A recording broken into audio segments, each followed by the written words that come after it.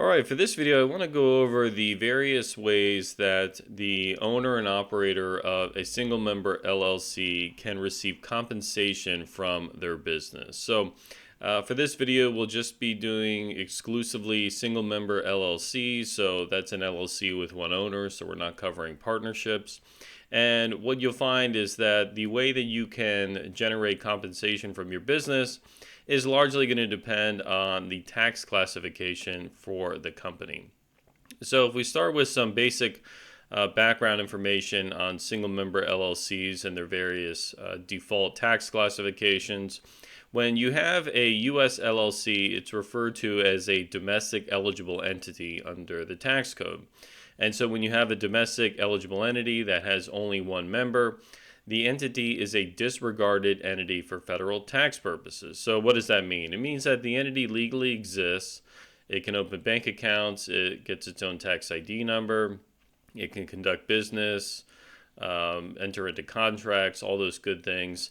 But from a federal tax perspective, it's treated as a transparent entity. So all of the activity for the business is simply reported directly on the sole owner's income tax return, as if the entity didn't even exist. Now, if you've got a LLC with more than one member, that's a multi-member LLC. That would be by default a partnership for federal tax purposes. So if we look at a few examples of where you might have a disregarded LLC situation. So let's say we've got in example one here, we have Bob who opens a Florida LLC and he wants to run a pressure washing business, and he does not file any elections for his LLC to be taxed as a S corporation or a C corporation. So for that reason, it remains a disregarded entity for federal tax purposes. Well, all the income and expense generated from the business is just reported directly on Bob's personal income tax return. So all of that activity would be reported on Schedule C and included with his Form 1040 tax return. If we look at example 2 here, let's say we have John Doe opens a Florida entity and he's going to be, again, the sole owner. No elections are filed, so no C or S Corp election. And the LLC is going to purchase a rental property and it's going to rent, and he's going to rent it out to tenants. Well, all of that rental income and expense is just reported on Schedule E and included with his Form 1040 tax return. So again, that's another disregarded LLC, which is owned by one person. Example 3 here, let's say we have Jane Smith opens a Delaware entity. Again, she's the sole owner, no S Corp election, no C Corp election, and she wants to trade securities, so stocks and bonds, through that entity.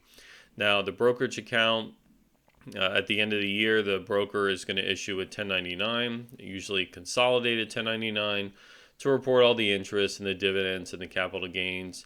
And so because Jane has a disregarded LLC here, all of the activity is, again, just reported simply on her Form 1040 tax return. So all of the interest and dividends generally reported on Schedule B, and then any of those capital gains and losses go on the 8949 and then ultimately flow through to Schedule D of her Form 1040. Now, the first option for compensation issues here is the sole proprietorship. Now, a sole proprietorship is basically you open a business, but you don't conduct that business through a legal entity. So if I just wanted to open a consulting business and I don't set up an LLC, I just start accepting new clients, I have business expenses, I have a sole proprietorship. This is the method by which disregarded LLCs are taxed if you're conducting an active trade or business, an ordinary trade or business. So how do you compensate yourself if you're a sole proprietorship? Well, the first example we'll look at here is what do you do if you have a sole proprietorship and you have no other employees? So it's just you own 100% of that LLC, it's a disregarded entity, and you have no other employees. You're the only one doing the work. So in this example, we've got John Doe. He opens a Texas LLC to operate a consulting business. He's in the marketing space, and he owns 100% of that LLC and does not file a C or an S Corp election. So it's a disregarded entity. In 2024, the company generated $60K in revenue and it had $20,000 in business expenses. So there was a net profit of $40,000 for the business. Now, John, over the course of the year, withdrew $25,000 in cash from the LLC bank account to pay himself his salary, right? That's how he compensated himself during the year. So, based on that fact pattern, what are the tax issues? What are the filing obligations? Well, the first thing to remember is that when you're a sole proprietorship, you're self-employed, right? So the amount of profit you report and the taxes you pay are the net profits of the business. So in this case, John would complete a Schedule C. He would report his revenue and expenses, and he would pay taxes on the net profit of $40,000. So $40,000 would be subject to federal ordinary income tax. It would be subject to self-employment tax as well. The $25,000 that he withdrew as his, quote, salary, if you want to call it that, that is disregarded for purposes of what you consider compensation. The amount of money that he drew out of that bank account to pay himself, that's not his income, right? That's just a draw from the LLC to an owner. So for John, the amount of income taxes he's going to pay is based on the $40,000. It's not based on the $25K that he took out of the bank account. Whether he took out $25,000 or $10,000, that doesn't matter. The amount of profit he's reporting and his compensation, which is subject to self-employment tax, is the net profit of $40,000. Now, as far as additional payroll, the good thing about sole proprietorships, if you have no other employees, is you don't have to bother with a lot of the payroll tax forms that are ordinarily required. So Forms 941, the quarterly payroll return, 940, issuing an annual W-2 to the employee. You don't have to do this as a self-employed person, right? So there's no withholding tax that comes out of your paycheck. There's no requirement to make those quarterly payments. Now, important point to note here is if you're self-employed, you're not an employee per se, and you don't have to file the payroll returns. But as self-employed individuals, you often have to make estimated tax payments personally to cover what any kind of debt for tax purposes you might owe at the end of the year.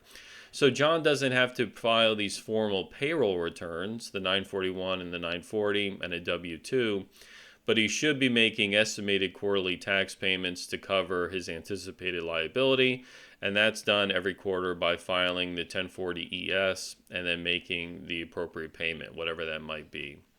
Okay, now what if we modify the example a bit and we add some employees? So let's say we have John Doe. He's got the same LLC. It's a consulting business. No S Corp election, no C Corp election. He's still actively participating in the business as the sole owner. And in 2024, the company generates $100K in revenue, $85,000 in business expenses. So now the profit is $15,000. So same issues as above. He's got to report the $15K in profit on the Schedule C. It's subject to self-employment taxes. And he personally should be making estimated quarterly payments. Now, John withdrew $10K from the LLC bank account. That was his, quote, salary, if you want to label it that. But in addition to all of this, he did have an extra employee. He had a full-time employee that he paid $35,000 in salary to throughout the year, and that $35K is included in the $85,000. Now, because he has that additional employee, he does have some payroll tax reporting and filing obligations. So he must now file the Form 941 quarterly, the 940 on an annual basis, and issue a W-2 to his employee to report the wages and the payroll taxes and the federal withholding that he's applying to that employee's paycheck. John doesn't set himself up personally on the payroll. He's still self-employed. So the payroll returns are basically reporting the compensation paid to his one employee, not to John himself. All right. So his payroll obligation personally is still pretty straightforward. It's just self-employed. But now he does have to do the payroll tax filings because he's got this third-party individual that he hired to be his employee for the business. All right, so now let's move on to what it would look like if we made a C Corp election. So LLCs as a domestic eligible entity can generally file an election to make that entity taxed as a C Corp. So this changes the default tax treatment. Once the election is approved, the LLC is now taxed as a regular domestic C corporation. So it'd be similar to just setting up a Delaware corporation or a Florida or Wyoming corporation. The LLC is no longer disregarded, it's a regarded entity, and it's filing an annual Form 1120 corporate tax return to report the income, expenses, and then pay corporate income taxes on the net profits of the business. So let's look at an example now where we go down that path of setting up a C Corp. So John opens the same LLC in Texas for his consulting business, and this time he's a 100% owner and he decides to file that C Corp election. So now the entity is taxable as a C Corp. Now John is no longer self-employed, right? So he should be setting himself up on the company payroll as an employee, right? That's important, right? So if he's actively participating in the business, his label is shareholder-employee. He's also, let's say, a director of the company. He should be on the company payroll. So John estimates that the company's total revenue is going to be about $100,000, generate approximately $35,000 in business-related expenses apart from his wages. So $35,000 in business expenses, and he's going to set his salary at $2,000 a month, so $24,000 over the course of the year. So now he's an employee, right? So now John must file the quarterly payroll returns using the 941, the annual 940, and he issues himself, the LLC, now a corporation, issues a W-2 to John, showing the $24,000 in salary, and it will show the amount of payroll taxes that were withheld on his wages, and then the federal withholding that would apply to his salary as well. So after everything is said and done, let's say the LLC's net profit for the year is $43,950. So that's all in. So that's all the business expenses deducted. That's John's salary being deducted, the payroll taxes being deducted. So the profit's $43,950. And the current tax rate for corporations is 21%. So the corporation pays $9,230 in federal corporate income taxes, and John reports his W-2 wages, so his salary, on his Form 1040. Now, what's also important to remember here is John, as a shareholder of the C Corp, can also pay himself a dividend, right? So corporations can issue dividends to the shareholders. Dividends are distributions from corporate earnings and profits. And so in this example, John didn't do that for the current period. But if the company, after paying that federal tax bill, is going to have some profit left over, whatever that amount is, I can't do that math in my head, $43,950 minus $92.30, there's some profit in there, and then the corporation says, well, John, as the sole owner and the director, could say, I want to pay myself a dividend of $10,000. If a dividend is paid for $10,000, John will report that dividend income on his tax return, right? It would go on Schedule B.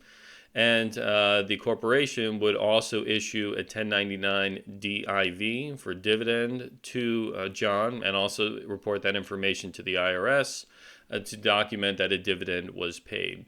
So C corporation owners can get paid through W-2 salary, or they can issue a dividend as an additional form of compensation, right? Dividends are payments to equity owners in a corporation. Now, with C Corps, there are reasonable comp issues. So this is also an issue that comes up with S Corp, so we'll talk about that next.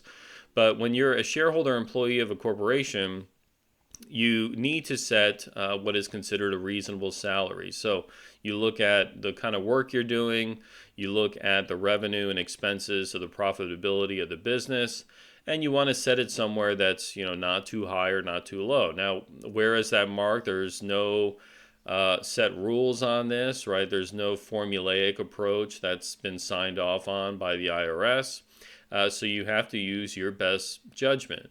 Now, in C corporations, and this is contrary to what we see with the S Corp, in a corporate context, setting compensation is too high is a tactic to reduce not only the corporate income taxes, but the potential dividend taxes. So C Corps are subject to that double taxation, right? The C Corps pay tax at the entity level, and then if there are distributions of dividends to the shareholders, the dividends have to be taxed at the shareholder level.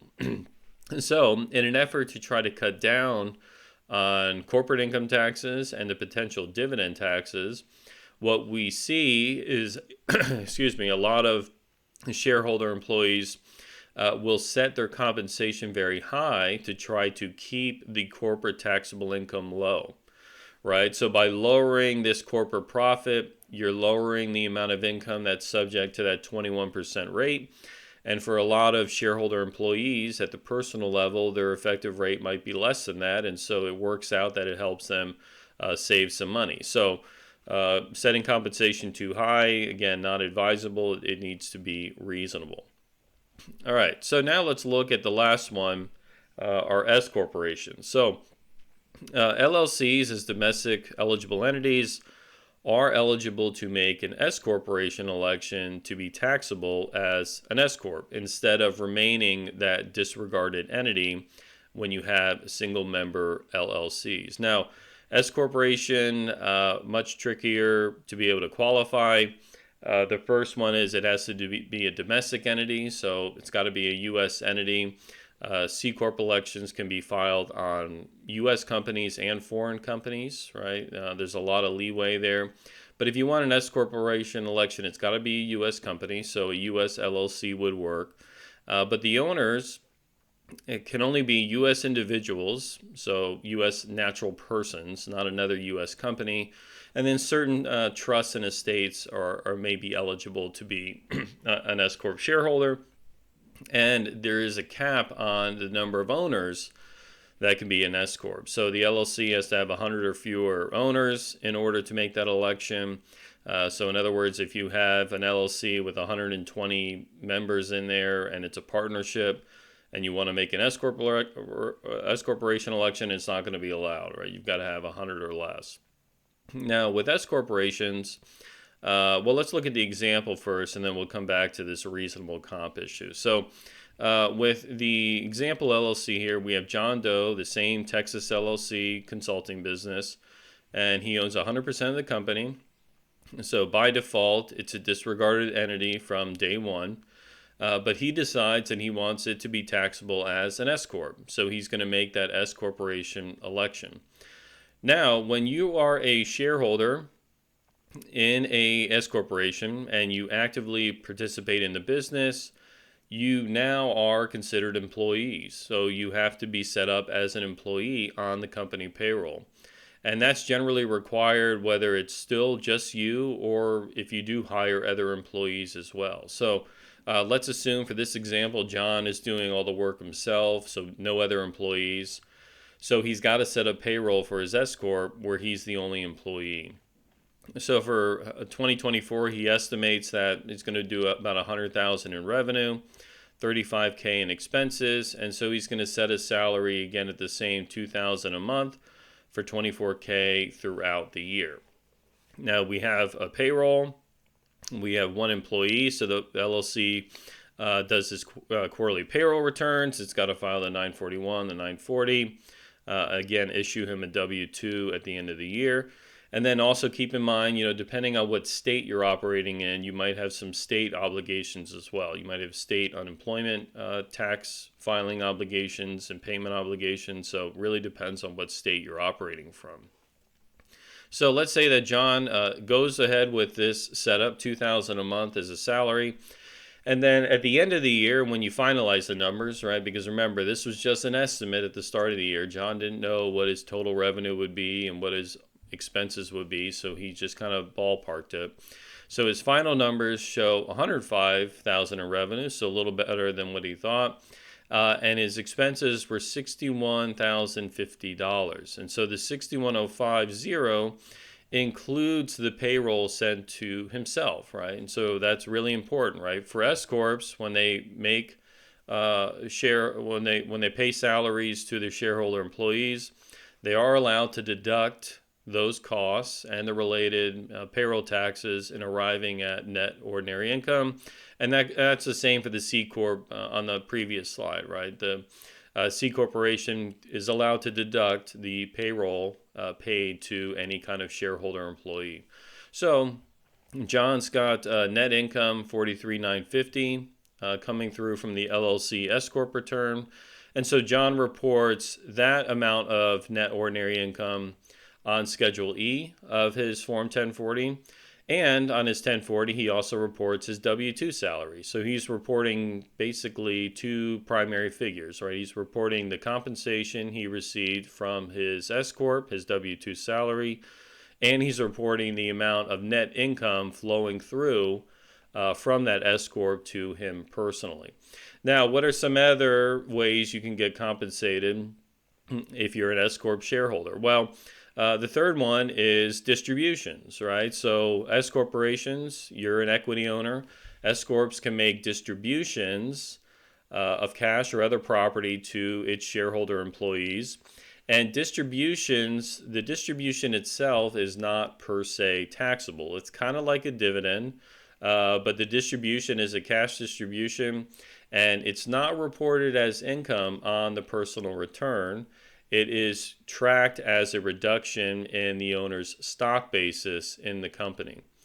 Now, a bit beyond the scope of this video, but it's important to keep in mind that although dividend distributions, so distributions from an S Corp, are generally not taxable, there are cases where they certainly can be. So a few examples just to kind of keep in mind in the back of your head, right? If you distribute something other than cash, so distribution of property, non-cash property can sometimes trigger a taxable event, right? Where the S Corp would have to actually recognize it as if the company sold it and then distribute it to you. So that's something to keep in mind.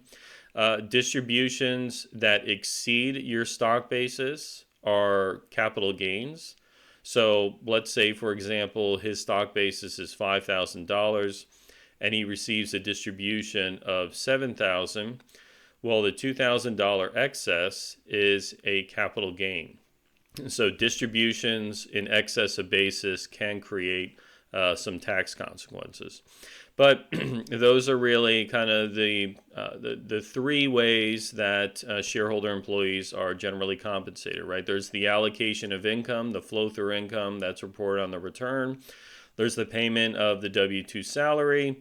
And then there's the cash distributions to owners that is generally not taxable. It's a reduction in basis, but it can be taxable in some circumstances. All right, so that covers it at a high level for the three big ones on single member LLC compensation issues. I hope that was helpful. As always, I appreciate you watching and look forward to seeing you on the next video. Thank you.